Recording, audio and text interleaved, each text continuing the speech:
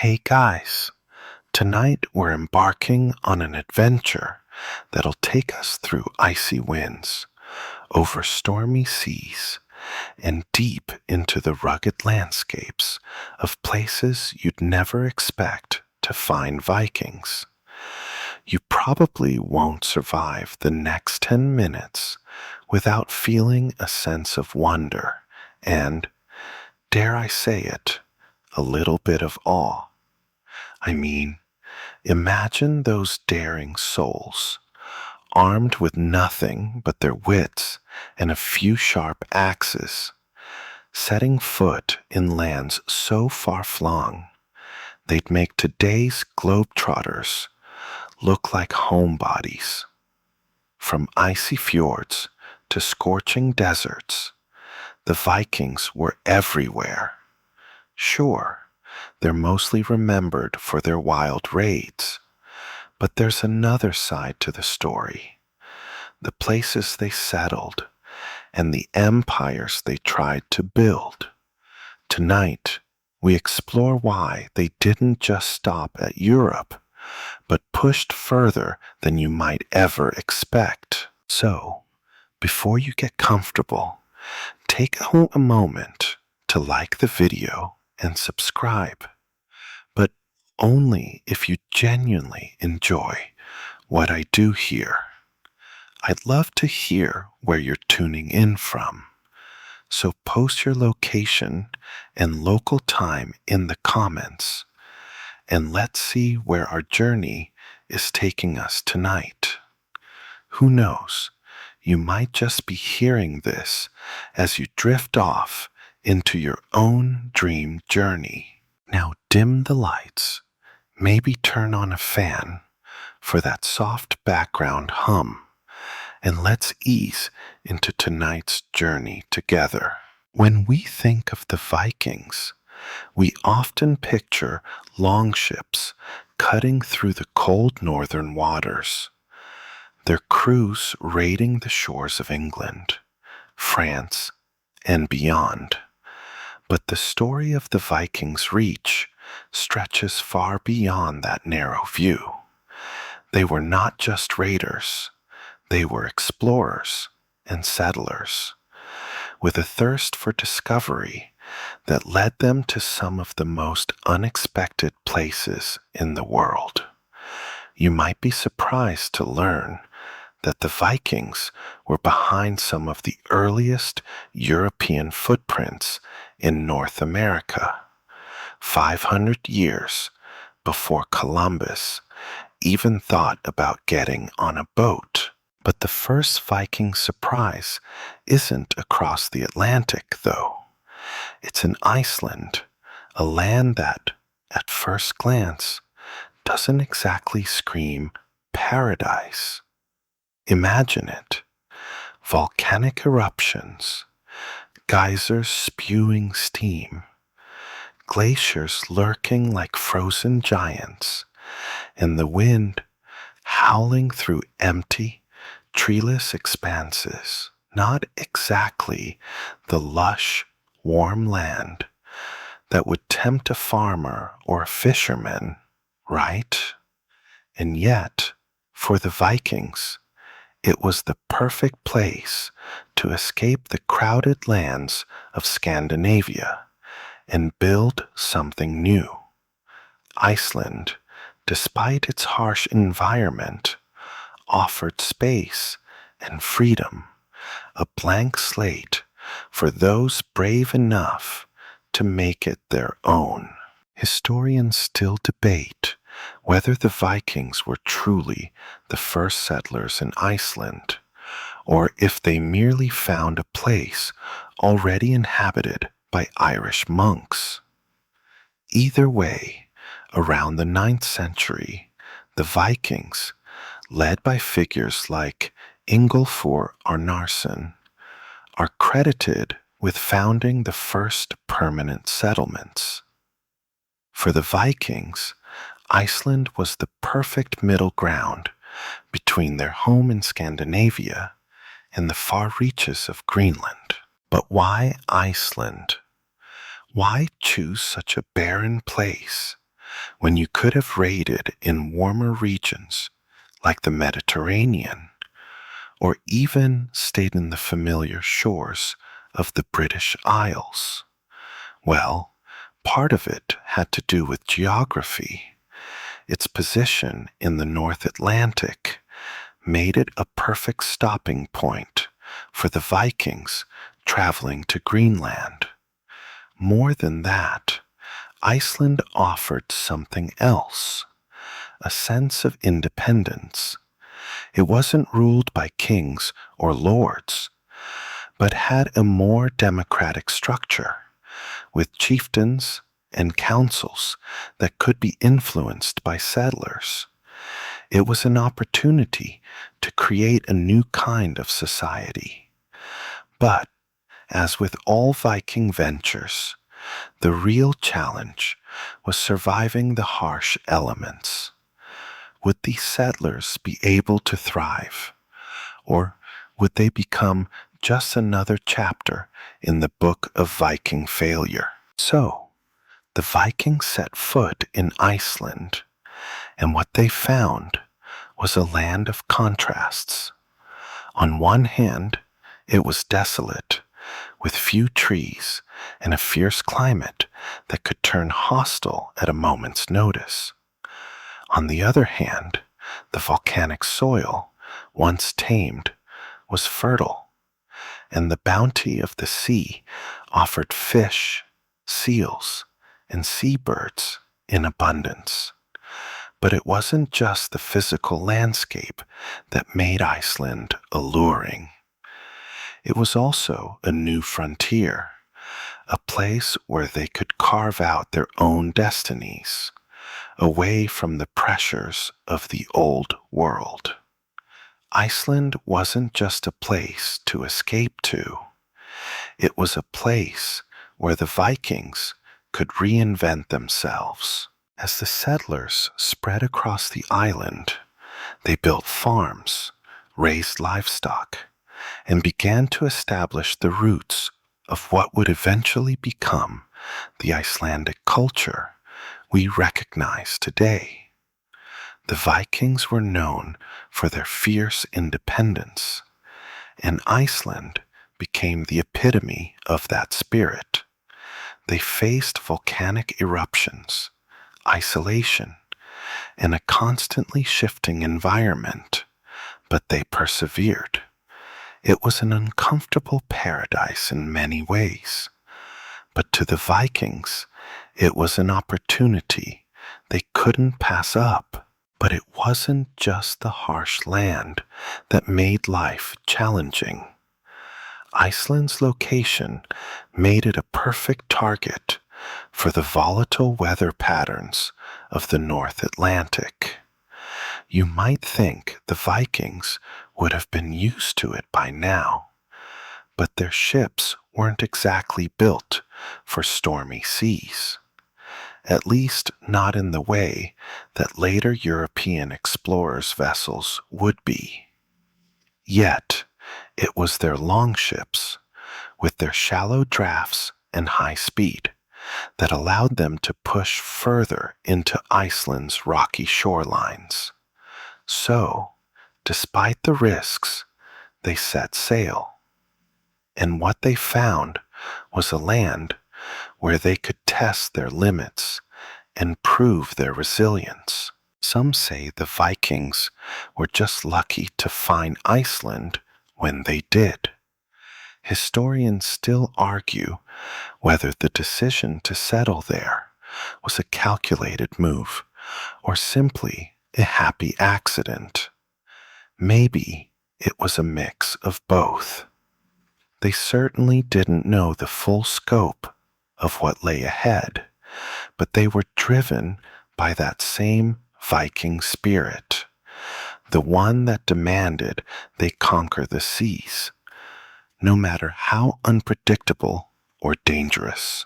You probably never imagined it, but if you were standing on the rugged coast of Iceland in the late 9th century, the scene before you would have been both awe-inspiring and terrifying. a landscape of towering volcanoes, steaming hot springs, and glaciers sprawling across the horizon, a place that would seem utterly inhospitable to most. Yet here you are, alongside the Vikings, standing at the edge of a new world. While the land may seem daunting, to the Viking settlers, it represented a fresh start, a chance to build a new life free from the rule of kings back home. But Iceland was no easy prize. In fact, the challenges they faced might make you rethink your dreams of escaping to some remote wilderness. So, let's get into it. Why on earth would the Vikings, fearless warriors and master sailors, choose Iceland, a place with erupting volcanoes, freezing temperatures, and frequent storms? Was it really a stroke of luck? Or did these Norsemen have a more calculated reason to make this treacherous journey?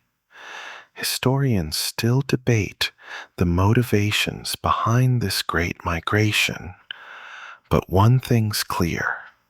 It wasn't just a land of harsh winters and volcanic fury. It was also a land full of possibility, freedom, and untapped potential. Imagine this. You're a Viking, living in the tightly controlled and constantly shifting social structure of Scandinavia, where kings and chieftains constantly vie for power. There's little room for personal freedom, and any farmer or fisherman has to deal with the whims of those in charge. But in Iceland, it was different. The land was up for grabs, a blank canvas waiting for settlers to establish new communities free from the rigid hierarchy of Scandinavian politics. The Vikings loved the idea of self-rule, and Iceland offered them that. By the time the first Viking settlers arrived, the island's natural resources, fish, seals, and fertile volcanic soil, were all there for the taking. In fact, some might say that Iceland was the closest thing the Vikings could get to a utopia. While their Scandinavian homelands were often subject to political strife, the Icelandic environment allowed for a unique form of governance. The settlers didn't establish a kingdom in the traditional sense. Instead, they formed a thing called the Althing, the world's oldest parliament, where chieftains would gather to settle disputes, create laws, and decide on common matters. If you were living in Iceland at the time, you'd have had a front row seat to one of the earliest experiments in democracy. And this wasn't some lofty idea dreamed up in modern times. It was practical, necessary, and built by people who needed a way to survive. But let's not sugarcoat it. Iceland wasn't a land of endless sunshine and soft breezes. Far from it. The climate was harsh, and the land was rugged. Vikings didn't have the luxury of fertile plains, like in their native Norway or Denmark. Instead, they found themselves surrounded by mountains, glaciers, and treacherous rivers. When they first landed, there were very few trees, making construction a constant challenge. And then, of course, There were the volcanoes, these massive, fiery mountains regularly spewed ash and lava, making life a gamble with nature itself. Yet, it's this very unpredictability that may have attracted the Vikings, the thrill of living on the edge, where only the toughest could thrive. Some might argue that Iceland was merely a stepping stone for the Vikings, something to help them with their larger goal of conquering Greenland. After all, Iceland lay almost perfectly between Norway and Greenland, making it the ideal rest stop for their ambitious sea voyages. It was a necessary layover on the way to a bigger conquest. But that's not the whole story. Iceland became home to more than just a pit stop on the way to Greenland. It was a vital part of the Viking world. While some Viking expeditions moved on to settle other lands, Iceland stayed at the center of their cultural imagination. It was there that Viking culture truly took root, evolving into the sagas, the laws, and the stories that would define their legacy. You might be wondering what exactly the Vikings did once they settled in this harsh environment. Well, they started doing what Vikings do best: farm, fish, and raise livestock. Despite the challenges of the landscape, they adapted quickly. The volcanic soil, rich in minerals, became highly fertile once they cleared it for farming. They grew barley, oats, and other hardy crops, which allowed them to establish a relatively self-sustaining economy. The Vikings also built their homes from turf and stone, which may not have been the most glamorous building materials, but it certainly kept them warm and protected against the unpredictable weather. But what about their relationship with the land itself? Was Iceland just a temporary escape from the pressure of political life? Or did the Vikings see it as something more, something sacred? It's hard to say. Some scholars argue that the harsh environment made the settlers more in tune with the natural world, seeing it as both a gift and a challenge. Others suggest that the Vikings, who were deeply religious in their own way, saw Iceland's dramatic landscapes, its fire, ice, and towering mountains, as a reflection of their god's power. At the same time, life in Iceland wasn't all farming and fishing. The Vikings also found time to weave their mythology into the very fabric of Icelandic society. The ancient Icelandic sagas, tales of gods, heroes, and epic battles emerge from this period of settlement. These stories were passed down through generations and became central to the identity of Icelandic culture, deeply influencing the literature and even the modern-day identity of the Icelandic people. Historians still argue whether the Vikings' settlement in Iceland was purely driven by economic opportunity, or if it was also about personal freedom and the desire for a life free from the strictures of Scandinavian feudalism. Maybe, in a sense, it was both. Iceland wasn't just a place where Vikings went to escape. It was a land where they could thrive on their own terms. And in the end, that may be the ultimate reason the Vikings were drawn to such an unlikely place. Iceland gave them the space to build a society that reflected their values: freedom, self-reliance, and adventure.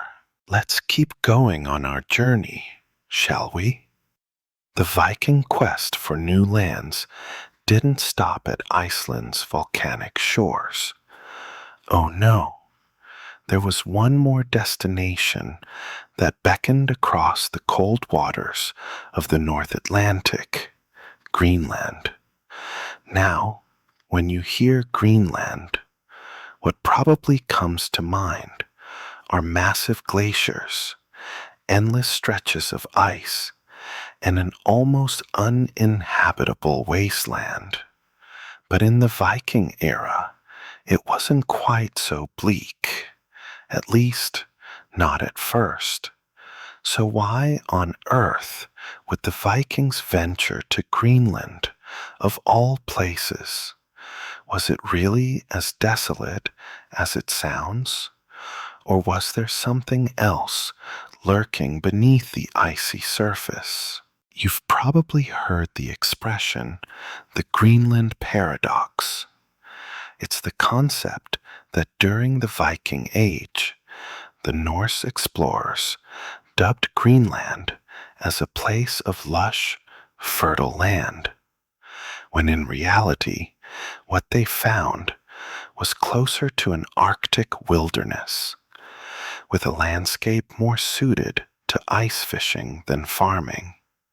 And still, despite this apparent mismatch, the Vikings believed that this was the place to be, and they were determined to make it their new home. Now, there are two key reasons the Vikings ended up in Greenland: ambition and the desire to expand their territory. Picture this. It's the early 10th century, and Eric the Red, a fiery Norseman with a reputation as both a skilled sailor and a troublemaker, is exiled from Iceland. Banishment wasn't a new fate for Vikings. Disputes and feuds were a way of life. So, what does Eric do? He sets off with a crew of like-minded adventurers to find a new land to settle. After several months of sailing west, they arrive on the southern shores of Greenland. What they found was not exactly the tropical paradise they might have imagined, but Eric, ever the marketer, decided to brand it as Greenland. He believed that the name would attract more settlers. After all, who would want to go to a place named Icelands, or something equally off-putting? Historians still debate the accuracy of the name. Was Greenland actually green at the time of Viking settlement? Or did Eric just use an optimistic sales pitch to lure more people? The evidence is mixed. It's true that there were parts of Greenland that were relatively fertile compared to the harsh ice and rocks surrounding them. Areas along the coast had grasslands and mild enough conditions to support livestock farming. But these regions were still extremely limited in size and subject to harsh climate fluctuations. Greenland wasn't going to be a sustainable paradise, but it was a land of opportunity for those who could handle the brutal challenges it offered. Greenland's Viking settlement began around 986 AD, and for the next few hundred years, it flourished, at least in some parts. The Vikings established two main settlements: the eastern settlement, located on the more fertile southern coast, and the western settlement, which was even further west, nestled among mountains and fjords. These areas, while not exactly rolling fields of grain, offered enough resources to maintain a thriving, though small, Viking population. The settlers farmed sheep, cows, and goats, relying on the land's unpredictable bounty and the surrounding sea for sustenance. They hunted walrus, seals, and whales, and fish were plentiful. The Vikings also engaged in trade, exporting valuable materials like walrus ivory to Europe, which brought in wealth and cemented Greenland's place in the larger Viking world. But before we get too comfortable with the idea of Greenland as a Viking paradise, let's remind ourselves that the environment was still a nightmare. The winters were long and the land was far from forgiving. The Vikings had to build their homes and churches from stone and turf, materials that were sturdy but couldn't offer much in terms of comfort. They relied on animal skins for warmth, and of course, the ingenious Viking boat technology to navigate the cold waters of the Arctic. Despite the challenges, Greenland became a thriving settlement for centuries. The Vikings were nothing if not resilient. They adapted to the harsh conditions and learned how to use the land to their advantage. And yet, despite their efforts, the colony eventually collapsed. By the 15th century, the Viking settlements in Greenland had vanished, and no one really knows exactly why. Some argue that the climate may have worsened, making farming even more difficult. Others suggest that the Vikings simply couldn't sustain themselves in such an isolated place, or perhaps they were outcompeted by the native Inuit populations that had also settled in Greenland. One interesting theory posits that the Vikings, stubborn as ever, refused to adapt to the changing environment. Unlike the Inuit, who relied heavily on hunting and fishing, the Vikings continued to rely on farming in an increasingly unforgiving environment. Historians still argue whether the Vikings' inability to change their way of life ultimately led to their downfall in Greenland. Could they have survived if they'd been more willing to adapt to the Inuits' hunting lifestyle? Or did they simply reach the limits of their resourcefulness? But let's not forget the grand vision of Greenland that Eric the Red had. Despite the eventual decline of Viking Greenland, it's clear that the Vikings weren't just settlers. They were explorers, adventurers who dared to venture into the unknown.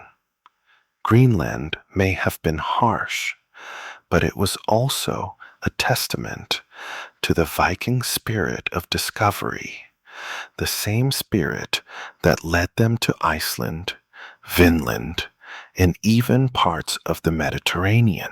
In a way, Greenland symbolized the Viking paradox, a land that seemed to promise more than it could deliver, a place that tested their limits, but also pushed them to be more creative and adaptable than ever before. It was a gamble, and in the end, the odds caught up with them. But the Viking legacy in Greenland lives on in the sagas, in the ruins of their churches and homes, and in the very name, Greenland itself, a name that promised much more than it could ever give. As we keep traveling along the Viking path, it's easy to think of their exploration as a relentless journey to the icy extremes of the North Atlantic. Iceland and Greenland, yes, they're the obvious stops, the ones everyone remembers.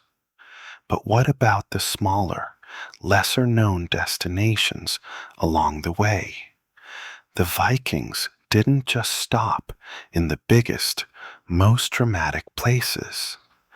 They were also drawn to smaller islands, sometimes for strategic reasons, sometimes for trade, and sometimes because these islands offered something else, a middle ground between civilization and wilderness. Enter the Faroe Islands, an archipelago of rugged islands right in the middle of the North Atlantic. Tiny, relatively obscure, and often overlooked in discussions of Viking exploration, the Faroe Islands were a critical stopping point and even a settlement destination for the Vikings, with their own unique set of challenges and rewards. When the Vikings first arrived in the Faroe Islands in the 9th century, they were not just looking for a place to settle and farm, though that was certainly part of it. These islands, located between Iceland and the Scottish Isles, were perfectly positioned to serve as a strategic waypoint for those traveling between Scandinavia and the northwestern reaches of the Viking world. In fact, the Faroe Islands were used by the Vikings primarily as a way station, a place to resupply, regroup, and even repair ships. But eventually, the Vikings saw something more in these windswept, isolated islands, something worth staying for. The islands themselves were, much like Iceland, far from paradise. If you were a Viking settler arriving on the Faroe Islands, the first thing you'd notice would be the wind howling across the barren hillsides. And then you'd see the mountains, imposing, rocky, and steep. Not exactly the kind of land that makes you think of lush crops or cozy homes. The islands are sparsely vegetated, with few trees and even fewer large animals. But the Vikings, ever adaptable, found ways to make it work. They built settlements, raised sheep, and fished the rich waters around the islands. In a sense, the Faroe Islands were perfect for Vikings who wanted to live off the land, yet still stay connected to the wider world of trade and raiding. And now, historians still debate how large a Viking presence the Faroe Islands truly had. Some believe that the islands were only briefly settled, while others think that they were home to a steady Viking population for centuries. What we do know is that the Vikings didn't just come and go. They left behind traces of their culture in the form of Viking-style longhouses, burial sites, and, most notably, their influence on the Faroes' language, which still retains many Old Norse elements. In a way, the Faroe Islands were a microcosm of Viking adaptation, taking a harsh land and making it work, creating a society that balanced tradition with necessity. But why settle here? Sure, the Faroe Islands were strategically important. Their position allowed Vikings to control key shipping routes, and their proximity to the British Isles made them an ideal jumping-off point for raids into Scotland, Ireland, and even England. However, this strategic importance is not the whole story. The Viking settlers on the Faroe Islands weren't just warriors and traders. They were also farmers, fishers, and herders. This was a place to lay down roots and build a life, not just a base of operations for more raids.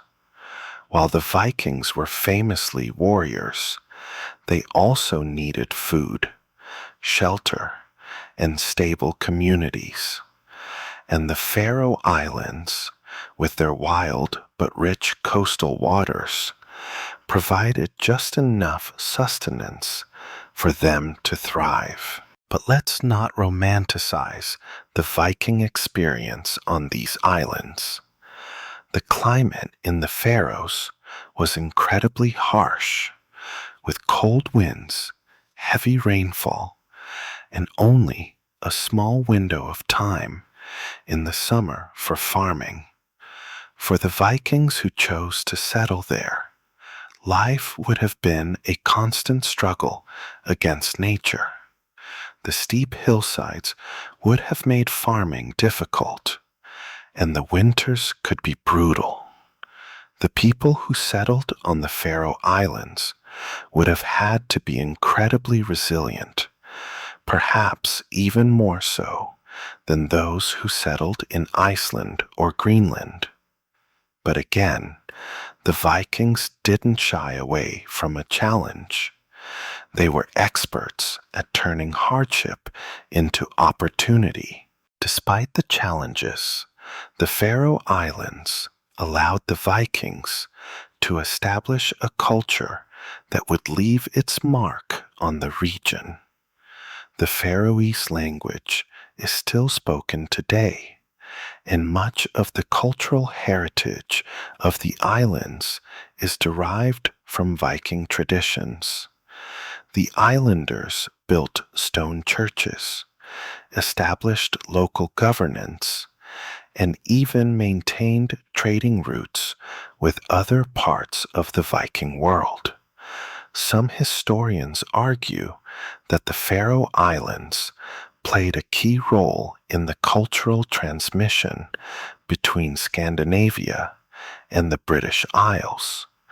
The Vikings didn't just conquer, they connected, creating lasting legacies that remain visible even today. In many ways, the Faroe Islands were a place of quiet survival and subtle success. They were not as dramatic or as extreme as Greenland, nor as well known as Iceland, but they provided something the Vikings needed: a place of transition, a bridge between worlds. They were both a stepping stone for further exploration and a place where Vikings could dig in their heels and establish their own way of life. Perhaps that's why the Vikings didn't just pass through the Faroe Islands, they stayed, and in doing so, they left behind a unique cultural footprint that still echoes in the island's present. The Faroe Islands remind us that the Vikings were not only conquerors, but also settlers who found opportunities in the least expected places. While we often focus on their most famous exploits, like raiding Paris or exploring North America, the Vikings' ability to adapt and thrive in even the harshest environments is a testament to their true strength. In many ways, the Faroe Islands were a microcosm of Viking life itself, a place where the unexpected became home. As we've already seen, the Vikings were not content with staying within the familiar borders of Scandinavia. From Iceland to Greenland, the North Atlantic was their playground, full of both danger and opportunity. But one of their most unexpected and truly astonishing feats of exploration lies not in the harsh cold of the north, but in the warmth of the sun-soaked shores of North America. Yes, you heard that right. Long before Columbus, the Vikings sailed across the Atlantic to what is now Canada, specifically to a place called Vinland. But here's the kicker. Historians are still debating just how far the Vikings really went and what exactly happened when they got there. Was Vinland the thriving colony they hoped it would be? Or did it collapse before it could really take root? Let's dive into the mystery of Vinland. Picture it.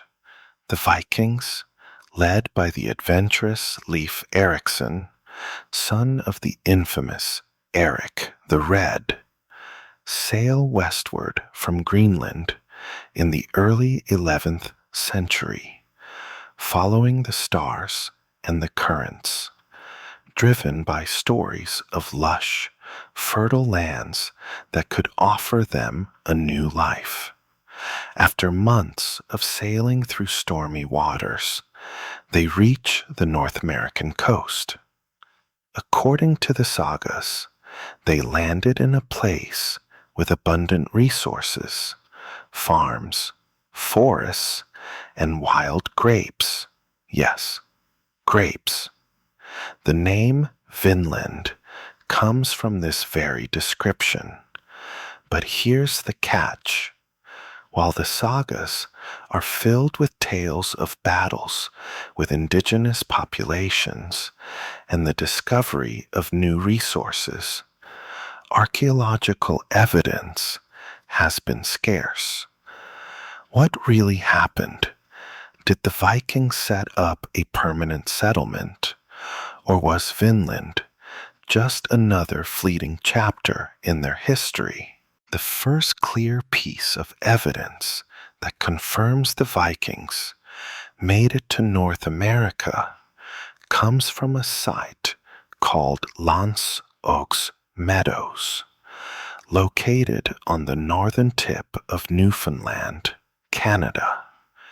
This UNESCO World Heritage Site is home to the remains of a Viking settlement, including longhouses and tools. But, and here's where things get tricky, the evidence found at Lance Oaks Meadows suggests that the Vikings only stayed for a brief period. Was this the legendary Vinland, or just a temporary camp, part of a larger series of exploratory ventures? Historians still argue about the true extent of Viking exploration in North America.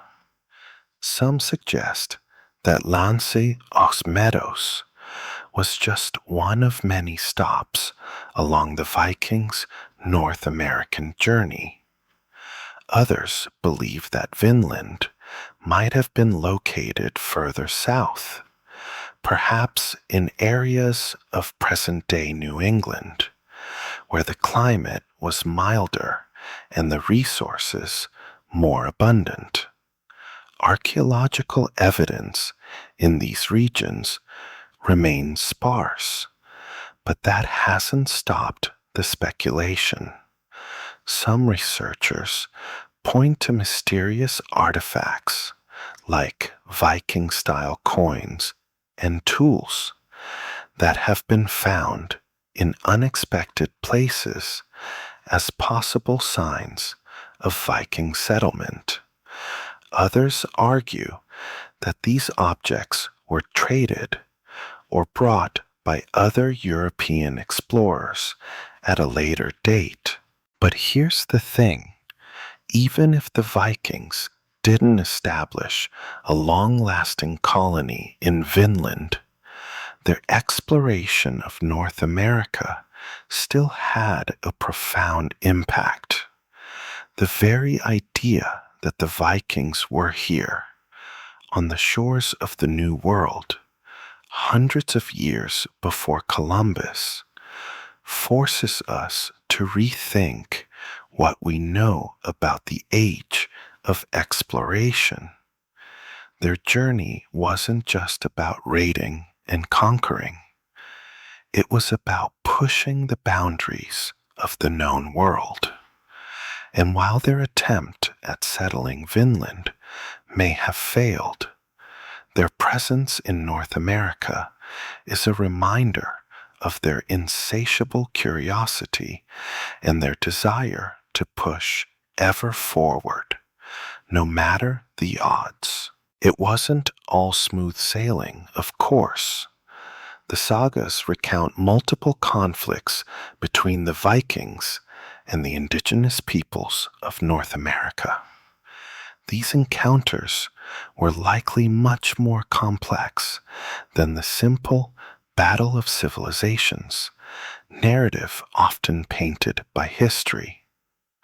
The Vikings, who had been raiders and warriors for centuries, were no strangers to conflict, but the indigenous populations of North America were equally skilled in their own ways of survival. The clash of cultures, however brief, would have been an inevitable part of Viking exploration in the region. The sagas even mention the so-called Skraelings, a term the Vikings used to describe the indigenous people they encountered. But the Vikings' relations with the native tribes remain shrouded in mystery. Did they trade? Did they fight? Historians still argue over the exact nature of these interactions. But one thing is certain. The Vikings didn't make North America their home, at least not for long. So, why did the Viking colonies in Vinland disappear so quickly? There's no definitive answer, but a few possibilities stand out.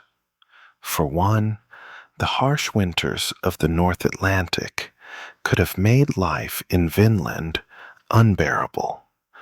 The Vikings were used to cold climates, but the coastal areas of North America had their own set of challenges. Another theory is that the Vikings simply overestimated the region's resources. The fertile land and wild grapes were appealing, but they were no match for the cold, the distance from other Viking colonies, and the increasing conflict with indigenous peoples. Or perhaps the Vikings just didn't have the resources to sustain a colony so far from home. Historians still argue whether the Vikings could have succeeded in North America if they tried harder, or if they were simply overwhelmed by the challenges of settling in such a far-flung land. It's clear that the Vikings weren't defeated by their voyages. Rather, it seems, they simply turned their focus elsewhere. Their expeditions to North America, while important, didn't lead to a lasting settlement. But that doesn't mean they weren't successful.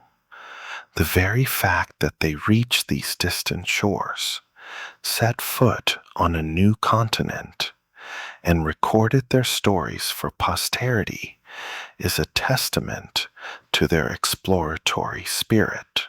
The mystery of Vinland still lingers. The question of whether the Vikings really made it to the heart of North America, or if it was all just myth and legend, is something that historians continue to puzzle over.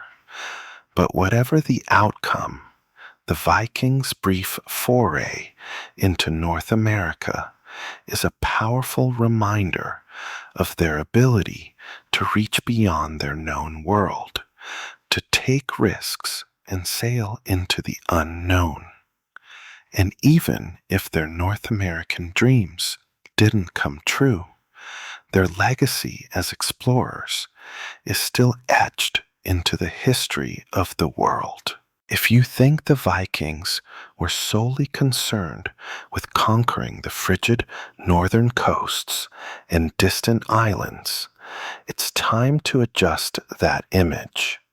Sure, they were often associated with their raids on the shores of Britain, Ireland, and France. But there's another side to the Viking story that many people overlook. The Vikings had an incredibly broad impact on trade and culture, and some of their most enduring legacies lie in places you might not expect. For instance, the Vikings made their mark far beyond the chilly northern seas in the warm, inviting Mediterranean, where they were both traders and mercenaries. It's hard to imagine a group of long-haired, axe-wielding Norsemen mingling with the sophisticated Mediterranean world. But that's exactly what happened. The Vikings weren't just invaders. They were also opportunists who knew how to adapt and capitalize on the world around them.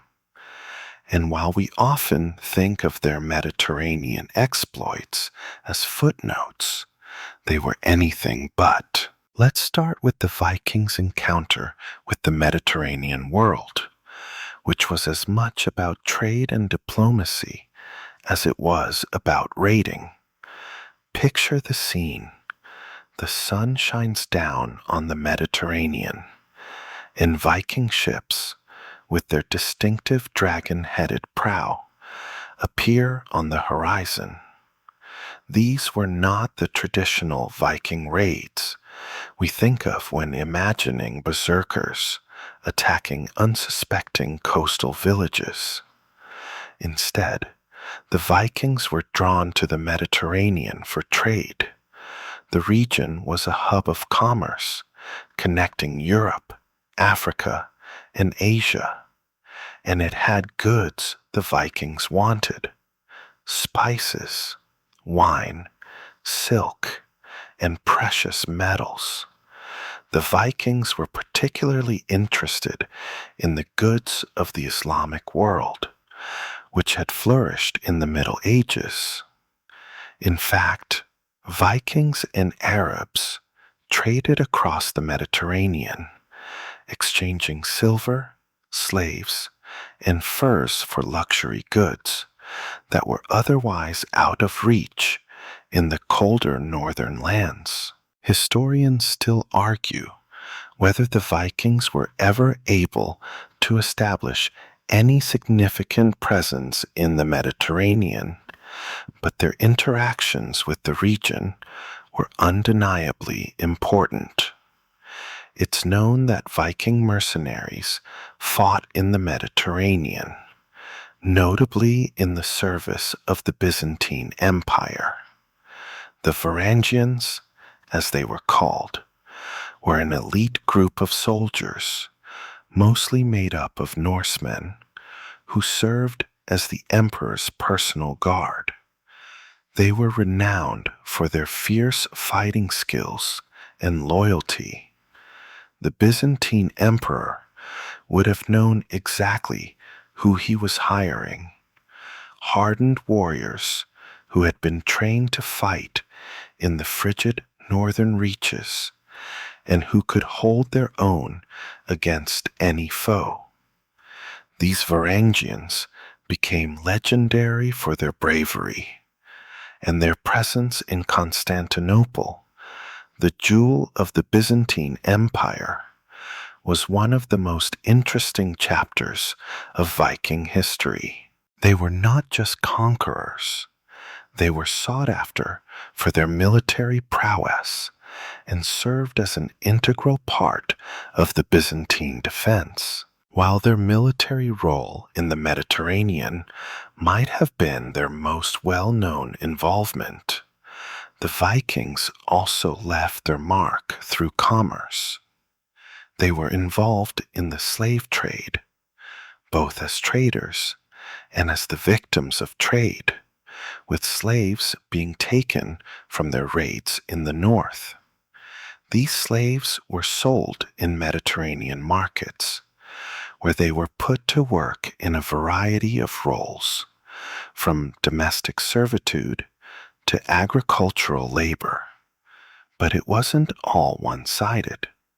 The Vikings also brought goods from the north to sell, such as furs, timber, and the famed Viking ships that were prized for their speed and agility. The ships were such an impressive piece of technology that they became highly sought after, even in the farthest reaches of the Mediterranean. One particularly interesting story from the Mediterranean involves the Vikings' connection with Sicily. In the 11th century, Viking settlers made their way to the island, which was then a melting pot of different cultures, including Arab, Byzantine, and Norman influences. In a curious twist of fate, the Vikings didn't come to Sicily as raiders, but as conquerors in their own right. A group of Normans, descendants of Viking settlers in northern France, invaded Sicily and established a kingdom. It's a surprising connection, considering the common assumption that Vikings only settled in the frigid north. But in Sicily, the Vikings found an area ripe for the picking, and they took advantage of the region's political instability. The Viking settlers in Sicily, now known as the Normans, didn't just pillage and leave. They integrated with the local populations, creating a hybrid culture. They built castles, founded cities, and became part of the social fabric of the island. They didn't just leave a military legacy, but also a lasting imprint on Sicilian culture. The Normans would go on to rule much of southern Italy, establishing a dynasty that would influence the politics of the Mediterranean for centuries. And this wasn't just about military might. It was about cultural exchange. The Vikings brought their own customs, language, and legal systems, blending them with those of the Byzantine, Arab, and Lombard populations of Sicily. The result was a fascinating mix of art, architecture, and governance that can still be seen today in the island's historical sites. But the Viking impact didn't stop with Sicily. Their reach stretched into other parts of the Mediterranean, including southern Italy, where they found work as mercenaries in the service of various rulers. The Viking influence, especially among the Normans, extended into the power structures of the region, with Viking-descended rulers playing key roles in the politics of the Mediterranean world. The Vikings, long perceived as barbaric raiders, had become integral parts of Mediterranean society, shaping its future. And yet, when we think of the Vikings in the Mediterranean, it's easy to overlook how much their role as traders and mercenaries helped shape the history of the region. They didn't just come to plunder, they came to connect, to engage in the broader world of Mediterranean commerce and diplomacy. They were, in many ways, the bridge between the northern and southern worlds, a role that historians still struggle to fully appreciate. So, while you might not expect to see Vikings in the sun-drenched waters of the Mediterranean, their influence there was real. Their presence as both merchants and mercenaries, their impact on the politics of Sicily and southern Italy, and their integration into the cultural landscape of the region are just as much a part of the Viking legacy as their more famous raids along the coasts of Britain and France. The Mediterranean world was vast, complex, and full of opportunities, and the Vikings, with their ever-curious and adaptable nature, found their place in it. It's easy to think of the Vikings as simple raiders who set sail in search of riches, but that's only half the story. Their adventures didn't just stretch across the North Atlantic and Mediterranean. They also took them deep into the heart of Eastern Europe, through the vast river systems of Russia, all the way to Byzantium and the shores of the Caspian Sea. When you hear Viking, you probably don't picture a group of hardy sailors navigating the rivers of Russia, but that's exactly what they did. The Vikings who ventured into Eastern Europe were more than just warriors. They were traders, explorers, and conquerors who helped shape the history of the region in ways that are still felt today. The Vikings who ventured eastward were known as the Rus, and their journey into the heart of Russia and beyond was a journey of both trade and conquest. In the early 9th century, groups of Norsemen began making their way along the rivers of Eastern Europe, drawn by the wealth and opportunities of the Byzantine Empire and the Middle East. The Dnieper, Don, and Volga rivers acted as the highways of the ancient world, linking the frozen north to the warm waters of the Mediterranean and the rich trade cities of the Islamic world. The Rus navigated these rivers with remarkable skill, using their longships to travel through the rapids and shallows, establishing trade routes that would become some of the most important in medieval Europe. Historians still debate the exact origins of the Rus, but it's clear that Norsemen played a crucial role in their formation. The Rus were a mix of Scandinavian warriors and local Slavic populations, and they settled along the rivers, establishing trading posts, forts, and eventually cities. The most important of these was Kiev, which would become the heart of the Kievan Rus, one of the earliest and most powerful states in Eastern Europe. Kiev's strategic location along the Dnieper River made it a key trading hub, linking the Vikings to the Byzantine Empire and the Islamic world. The Rus traded furs, slaves, honey, and amber for luxury goods such as silk, wine, and gold. The Vikings brought their seafaring expertise, while the Slavic populations contributed agricultural knowledge and manpower.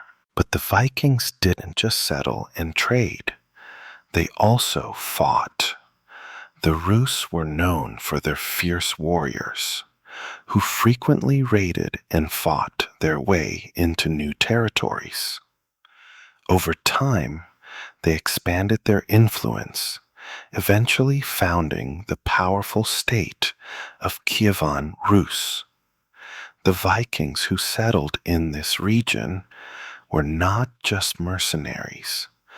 They helped shape the political and cultural landscape of Eastern Europe. The rulers of Kievan Rus, many of whom were of Viking descent, forged alliances with the Byzantine Empire, and the culture of the Rus became a blend of Viking traditions and Slavic customs. One of the most significant aspects of the Rus' connection to the Vikings was their role as intermediaries between the Islamic world and Europe. The Vikings traded with the Abbasid Caliphate, one of the most powerful empires of the time, exchanging furs and slaves for silver and other precious goods. The Vikings also took part in the slave trade, capturing slaves in raids across Eastern Europe and selling them to traders in the Middle East. In this way, the Vikings helped facilitate the exchange of goods, culture, and ideas between East and West, acting as a bridge between the Christian and Muslim worlds. But while the Vikings were busy establishing their trading networks, they also had to contend with local powers. The Slavic peoples of the region were not passive recipients of Viking influence. They fought back.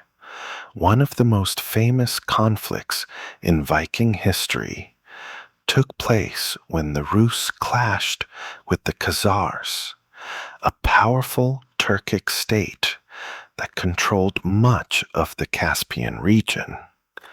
The Khazars, who were known for their military strength and control of key trade routes, fought a series of bloody battles with the Rus, eventually driving them from their territories. But the Vikings didn't give up. Over time, they regained control of key cities, and the influence of the Rus continued to grow. The Vikings' influence in Eastern Europe wasn't just limited to trade and conquest. They also played a significant role in the development of Eastern European culture.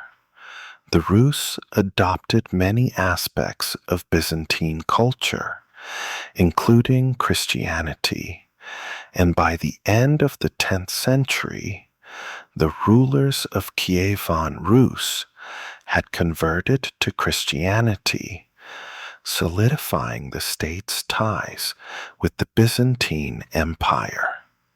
The influence of Viking traditions, however, remained strong. especially in the early years of the Rus state. Viking art, jewelry, and weaponry can still be found in archaeological sites throughout the region, and the legacy of the Viking warrior culture can be seen in the military traditions of Eastern Europe. Historians still argue over the precise role the Vikings played in the formation of the Kievan Rus. Some view the Vikings as the founders of the state, while others see them as more of an elite warrior class that helped shape the development of the region.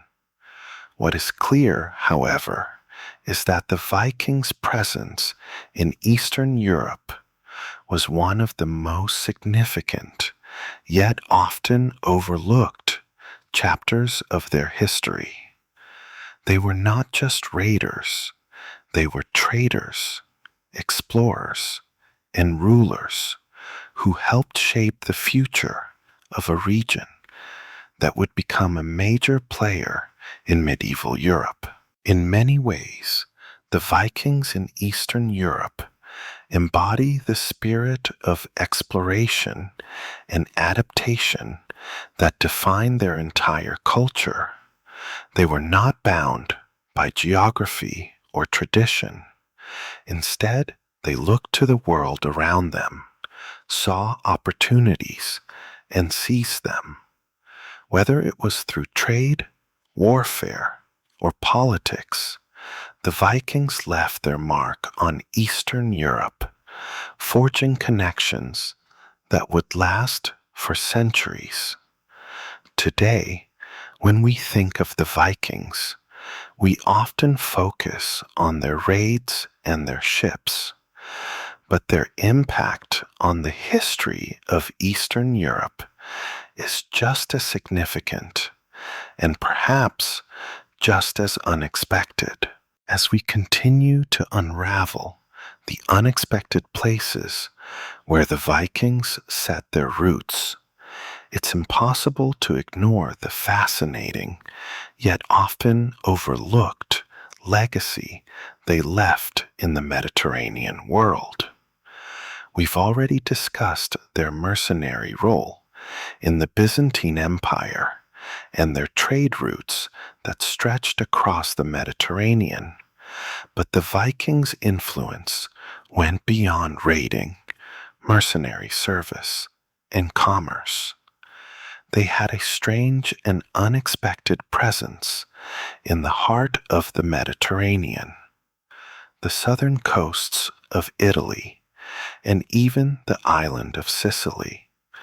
This was an area brimming with empires and kingdoms, Byzantine, Arab, Norman, and yet Viking influence seeped into its very foundation, sometimes in surprising ways.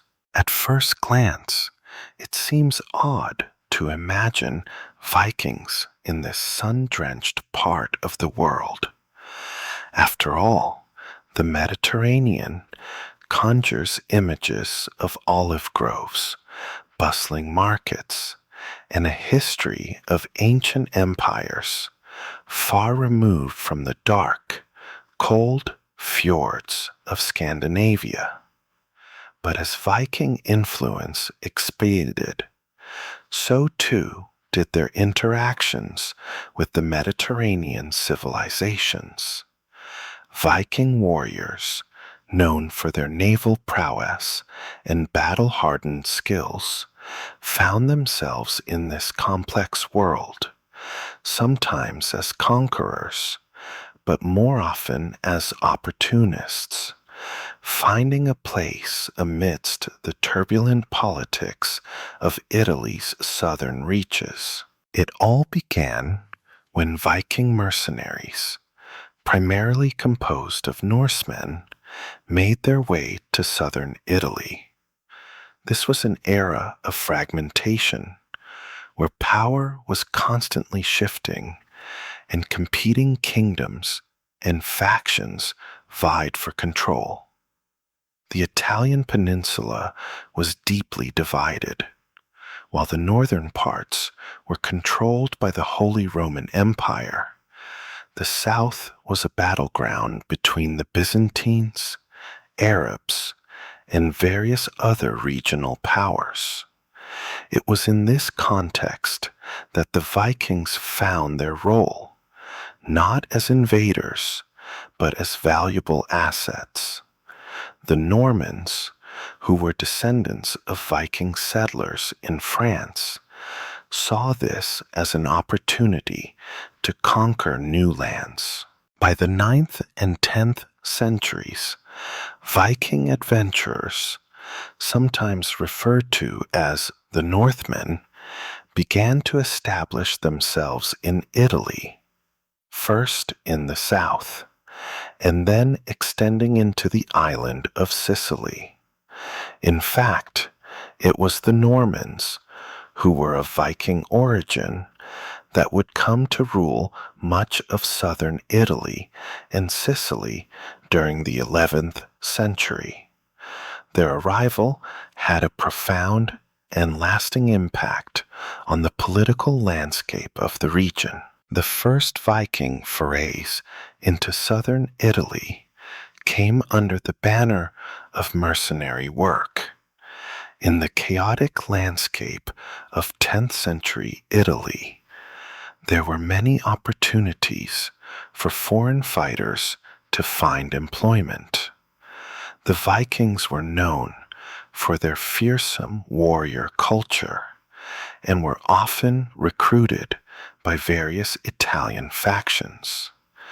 They fought alongside the Byzantines and the Lombards, and even became embroiled in the struggle between the Christian forces and the Saracens, who had established control over parts of Sicily and southern Italy. The Vikings had the skill and the reputation that made them highly sought after in these internecine conflicts. However, it wasn't just as mercenaries that the Vikings made their mark. In fact, their most enduring legacy in southern Italy came through the establishment of the Kingdom of Sicily. This wasn't a straightforward conquest, but a complex web of alliances, betrayals, and wars. In the 11th century, a band of Viking adventurers, led by figures like Roger de Hauteville, whose family lineage was rooted in Viking ancestry, began to carve out their own domain in the heart of Italy. The Normans, descendants of Viking settlers in northern France, were instrumental in bringing large swathes of Italy and Sicily under their control. The Normans were adept at adopting and integrating the best elements of the local cultures they encountered. They merged their Viking traditions with those of the Lombards, the Byzantines, and the Arabs. The result was a unique, hybrid culture that blended elements of Norse warrior ethos with the art, architecture, and politics of Mediterranean societies. The famous Norman cathedrals in Sicily are a testament to this fusion, with their intricate mosaics, elaborate carvings, and bold, sweeping architecture. The Normans didn't just impose Viking culture, they embraced and enhanced the complexity of the region, leaving behind a legacy that still resonates in the architecture, language, and culture of southern Italy today. The Vikings' relationship with the island of Sicily itself was equally transformative. In the 11th century, The Vikings helped the Normans wrest control of the island from the Arabs, who had ruled it for centuries. After their victory, the Normans created a powerful kingdom that stretched across much of southern Italy and Sicily. The Vikings brought with them not only their military might, but also their agricultural expertise. They helped to restore agriculture in the region, which had been heavily impacted by the centuries of warfare. They encouraged the cultivation of new crops and established a strong economy that relied on both agriculture and trade. But Viking influence didn't stop with just the material or political. There's something uniquely Viking about the way they integrated into the social fabric of southern Italy.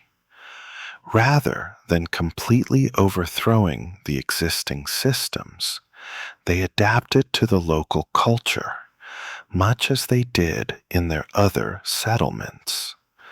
The Normans in Italy practiced feudalism, which was similar to the system that existed in Scandinavia, but they also incorporated elements of Byzantine governance, especially in matters of law and taxation.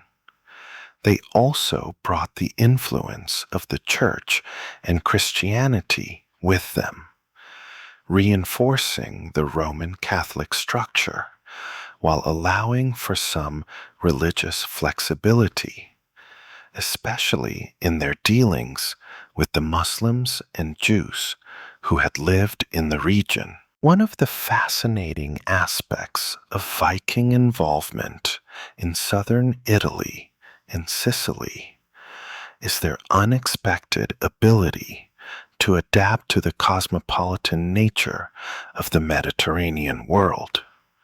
The Vikings, who were originally isolated in the cold northern reaches of Europe, found themselves at the crossroads of cultures: Byzantine, Arab, Lombard, and Christian.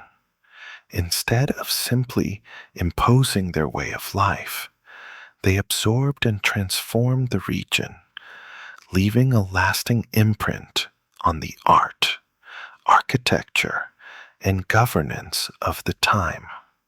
Sicily, in particular, became a melting pot of Viking, Arab, and Norman cultures that produced a unique blend of traditions, which is still visible in the region's art and architecture.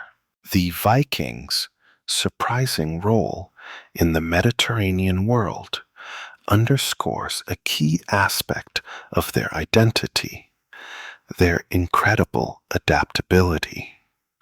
While we often associate them with raiding and conquering, the Vikings were also masters of integration.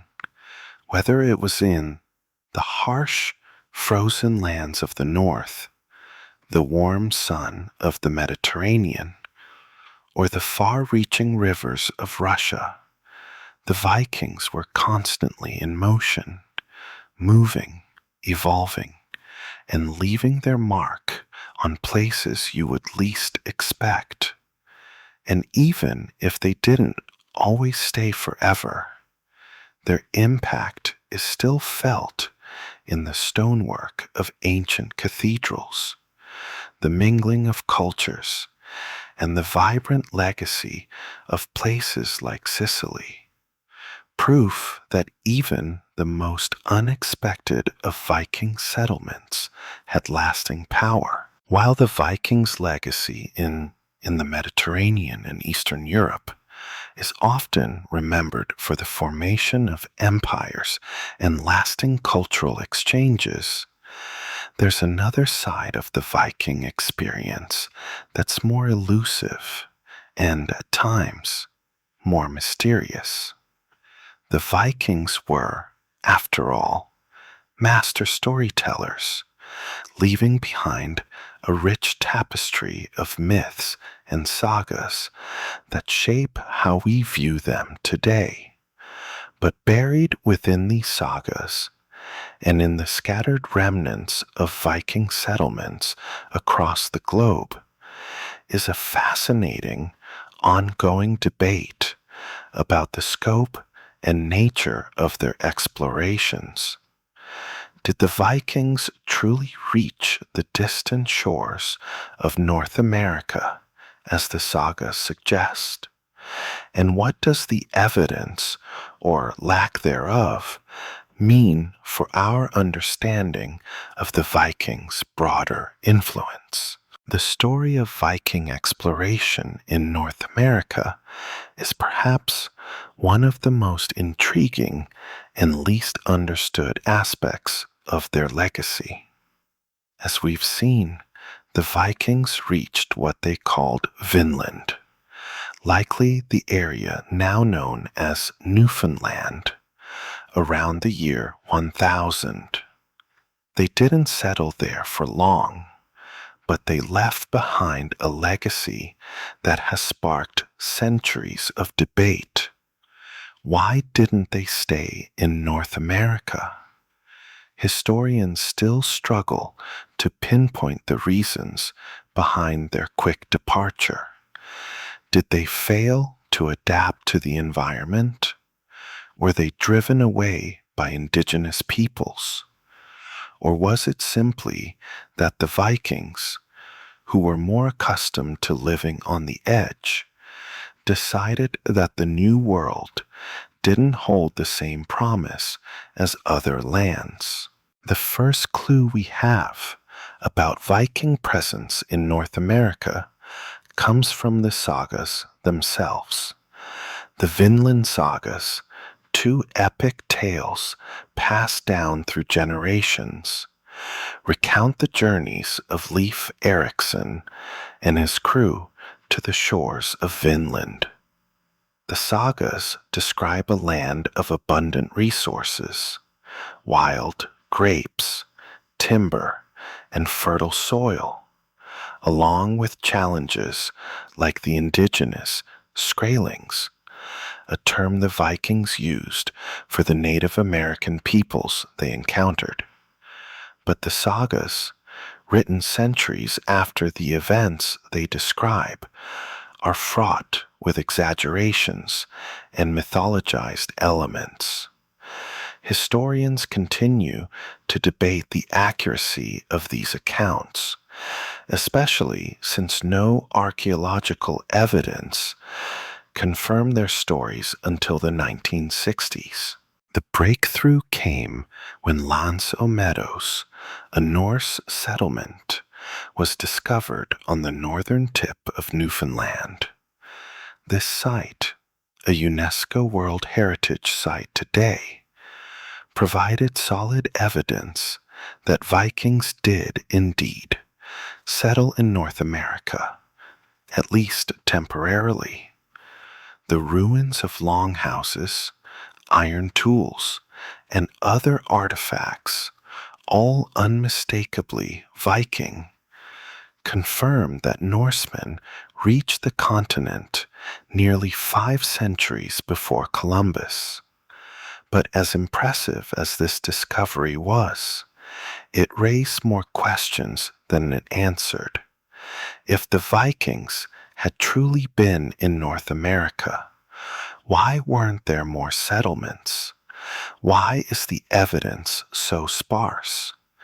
Did the Vikings actually explore deeper into the continent, or was their presence limited to just a few years of exploration and trade? Historians still argue about the scope of Viking exploration in North America. Some believe that the Vikings didn't venture far beyond the shores of Newfoundland, while others argue that they made it as far south as New England, where they could have encountered more fertile lands. There's even speculation that the Vikings reached the Great Lakes or the Mississippi River based on various claims of Viking artifacts discovered in the US and Canada. These claims, however, are controversial, with many scholars dismissing them as misidentified or out of context objects.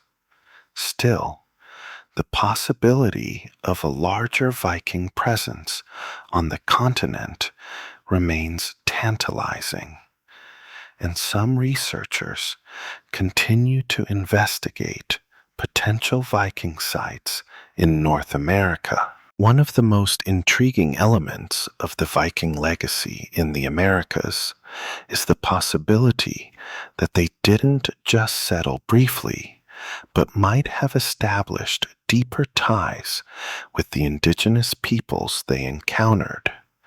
The sagas describe both peaceful trade and violent conflict with the Skraelings, but the nature of these interactions remains unclear. Were the Vikings able to coexist with the Native Americans? Did they establish alliances, or was it more a story of hostile encounters? Given the Vikings' reputation as fierce warriors, it's likely that their initial encounters with indigenous groups were marked by conflict. Yet, the possibility that Vikings traded or even integrated with the native populations cannot be ruled out entirely. After all, the Vikings had a long history of forging alliances with various peoples, whether the Franks, the Anglo-Saxons, or the Slavs, often through trade and diplomacy. However, despite these possibilities, the Vikings ultimately gave up their efforts in North America. What brought about this abandonment of Vinland? Was it the scarcity of resources, the unrelenting winters, or perhaps the fact that the Vikings' primary focus was always on their northern homelands, where they had established strongholds and centers of power? The lack of permanent Viking settlements on the continent, combined with the mystery surrounding their swift departure, leaves us with more questions than answers. Perhaps, like many Viking ventures, the North American colonization was just another experiment in their endless pursuit of new lands. An experiment that, for all its ambition, never fully took root. The mystery of the Viking presence in North America is compounded by the lack of historical continuity. Unlike their Scandinavian settlements in places like Iceland or Greenland, where evidence of long-term colonization exists, the North American Viking settlements seem to have been ephemeral. Some scholars argue that the Vikings didn't stay in Vinland because their economy and culture were ill-suited for the climate and terrain of North America. They were used to the cold, but not the forests and agricultural potential that the land offered. The Vikings also may have underestimated the challenges of settling a far-off land where local populations already had their own systems of trade, defense, and governance. Yet the Vikings' brief stay in North America raises a crucial point. Even though they failed to establish a lasting colony, their exploration of the continent was a feat of unprecedented boldness. These were not the kinds of adventurers we typically associate with the age of exploration, but their efforts were just as significant. The fact that they crossed the Atlantic in open longships and reached the shores of North America long before any other Europeans is a testament to their unmatched seafaring skills and insatiable curiosity. In the end, the Vikings' presence in North America, though fleeting, reminds us of their larger legacy as explorers. They didn't just conquer, they discovered. They didn't just raid, they exchanged.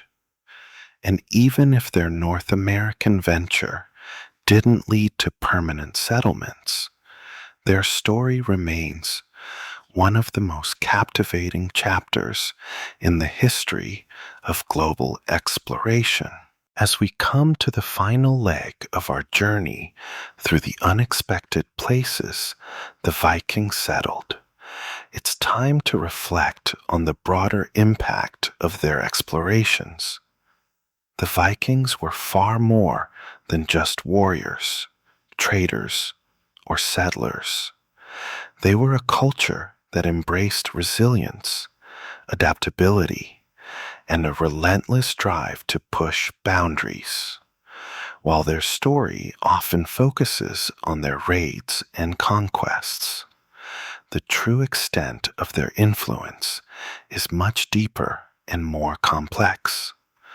The Vikings may have disappeared from the pages of history, but their legacy continues to resonate in ways that are both obvious and subtle, shaping the world we know today. The Viking Age came to an end around the 11th century as Christianization, shifting political structures, and external pressures led to the collapse of the Viking world.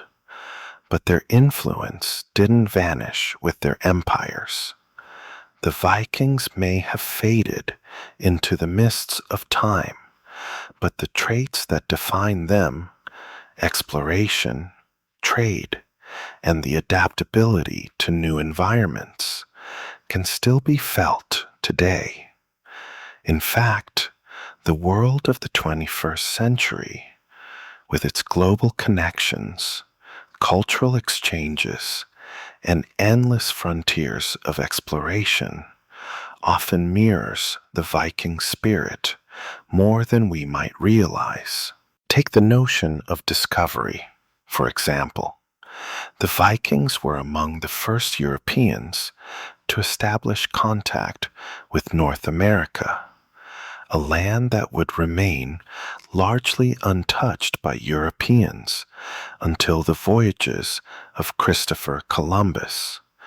And yet, even though their presence was fleeting, the Vikings' ambition to explore the unknown set the stage for future generations of explorers. Much like the Vikings, today's explorers continue to push the boundaries of the known world, seeking out new territories and forging connections across continents. The Vikings were also pioneers in global trade.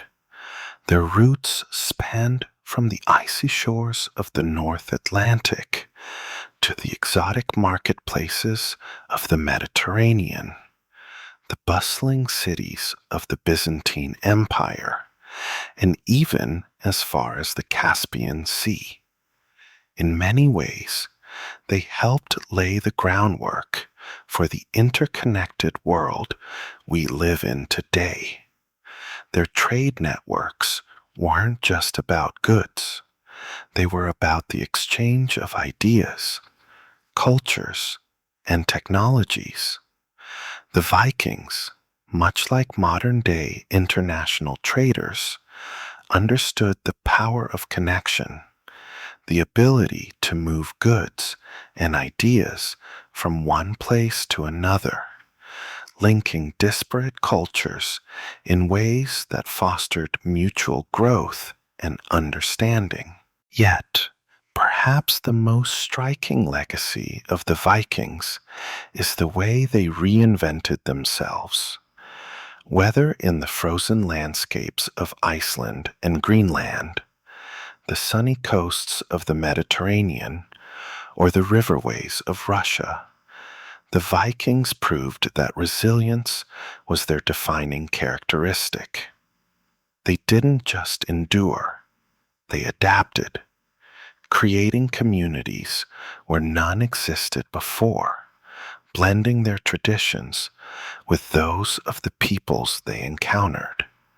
In many ways, the Vikings were the ultimate survivors, demonstrating an ability to thrive in even the harshest conditions and on the most unlikely of shores. The Viking spirit of reinvention and adaptation lives on today in the way we approach life's challenges. In a world that's constantly changing, it's often those who can adapt to new environments and embrace new ways of thinking who are able to succeed. The Vikings, who created something lasting out of the chaos of their time, continue to inspire those who seek to overcome adversity and forge new paths in a world that feels just as unpredictable as the oceans they once sailed. As we reflect on the Vikings' legacy, we also find echoes of their story in the cultures they helped shape. In places like Iceland, where their presence still defines the local culture, their influence endures through language, folklore, and tradition. The Vikings' mythology continues to captivate modern imaginations, inspiring books, films, and video games. And in regions like Normandy, where Viking descendants forged powerful dynasties, their influence remains embedded in the political and cultural fabric of the area. Even the names of places, whether it's the windswept shores of Greenland or the fjords of Norway, bear witness to the Vikings' enduring presence in our collective history. And let's not forget the more subtle ways their influence persists. The very structure of the societies they established, rooted in democracy and self-governance, had a profound impact on the development of political systems in later centuries. The Icelandic Althing, one of the oldest parliaments in the world, was founded by Vikings, and its principles of communal decision-making continue to shape modern governance in subtle yet significant ways. As we close the chapter on the Vikings' unexpected settlements and their far-reaching influence, it's worth noting that the Vikings were much more than their reputation as raiders. They were creators, traders, explorers, and, perhaps most importantly, adapters. In a world that was as unpredictable as the seas they navigated, they were determined to carve out a place for themselves. And even though their time as an empire has long passed, their legacy is very much alive, shaping the modern world in ways both large and small. So, as you drift off tonight, consider the Viking spirit, the drive to explore, adapt, and forge new paths. It's not just a tale of ancient history, it's a lesson in resilience and innovation that continues to inspire us today. The Vikings may have settled in places you'd never expect, but their impact is felt everywhere. From the icy shores of Iceland to the sunlit coasts of the Mediterranean, their story is one of perseverance, adaptability, and the courage to venture into the unknown. And maybe, just maybe, that same spirit of adventure will continue to guide us wherever our own journeys may take us.